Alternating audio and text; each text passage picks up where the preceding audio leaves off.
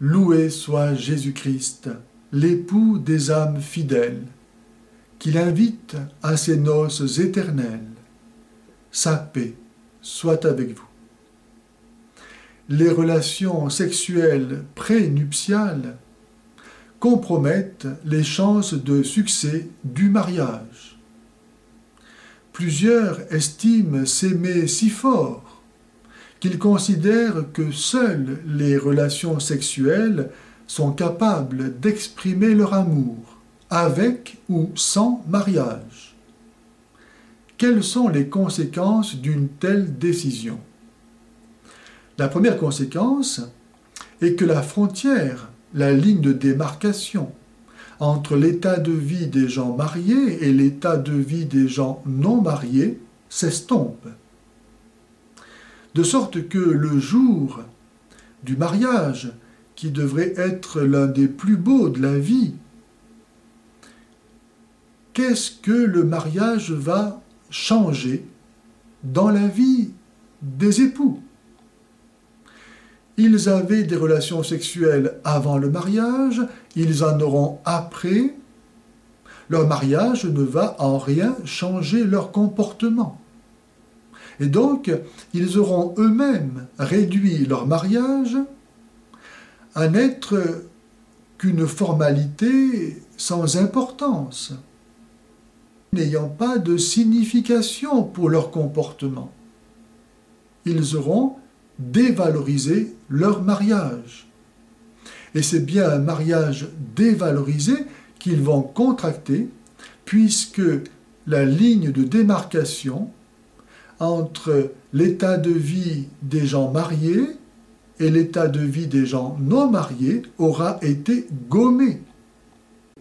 Il sera plus facile pour eux de transgresser cette ligne de démarcation, cette frontière.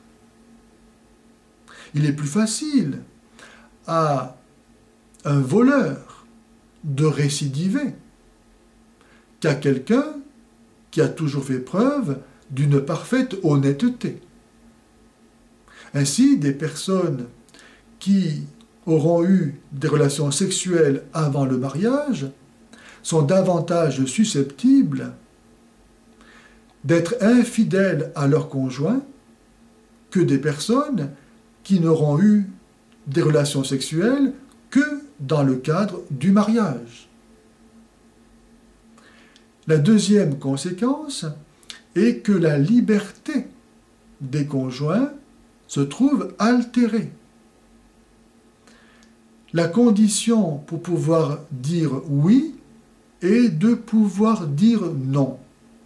Or, si pour des raisons d'ordre psychologique ou autre, il est difficile de dire non, alors le oui n'est pas vraiment libre. Et cependant, la liberté de l'engagement est une condition de la validité du mariage. Supposons que Pierre et Pierrette décident d'avoir des relations sexuelles avant leur mariage, et puis qu'ils s'aperçoivent qu'ils ne sont pas faits l'un pour l'autre. Que vont-ils faire? Dans quelle situation vont-ils se retrouver? Certainement vont-ils chercher à rencontrer quelqu'un d'autre. Mais vont-ils lui dire qu'ils ont eu des relations sexuelles? Même s'ils ne le font pas, il y a de grandes chances que cette nouvelle personne s'en rende compte, tellement leur incapacité à maîtriser leur pulsion sexuelle se révélera dans leur comportement. Mais ils vont le dire par souci d'honnêteté et de vérité.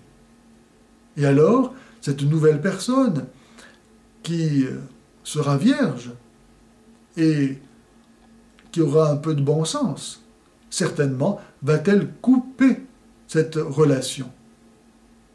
En effet, qui est assez fou pour confier son chéquier à un voleur? Et ici, il est question de confier bien plus qu'un chéquier. il est question de confier sa personne à quelqu'un qui ne respecte pas le mariage, qui ne respecte donc pas la vérité de l'amour. C'est pourquoi un garçon et une fille qui ont eu des relations sexuelles ne pourront épouser que des personnes ayant elles-mêmes déjà eu aussi des relations sexuelles. Un garçon et une fille ayant eu des relations sexuelles ne méritent pas d'épouser quelqu'un qui a su garder sa virginité pour l'offrir à son époux ou à son épouse, à moins d'une profonde conversion. C'est pourquoi Pierre et Pierrette vont devoir s'épouser sous la contrainte, car ils se présentent au mariage comme des candidats peu rassurants. La troisième conséquence, c'est que la connaissance des défauts est occultée par la relation sexuelle. Combien d'époux, d'épouses, voyant leur mariage s'en aller vers l'échec, vers le divorce, en pleurs, s'écrient « Ah, si j'avais su que nous devions si peu, si mal nous entendre !» Mais je pose la question, comment se fait-il que vous ne le saviez pas?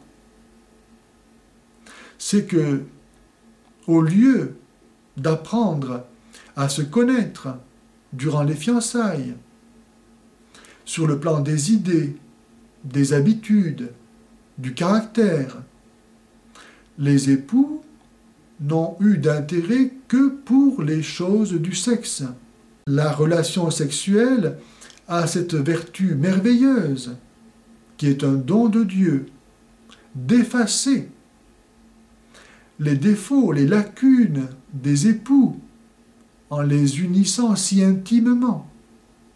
Et cela a un effet bénéfique dans le cadre du mariage, parce que les époux savent, après des fréquentations poursuivies durant les fiançailles, placées sous le signe de la continence, qu'ils sont foncièrement compatibles.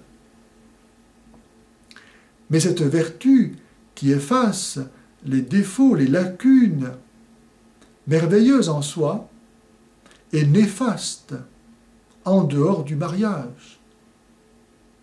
C'est pourquoi les fiancés devraient apprendre à se connaître, à découvrir leurs défauts, pour reconnaître s'ils ont des caractères compatibles ou non. En agissant ainsi, ils éviteront de dire un jour « Ah, si j'avais su !»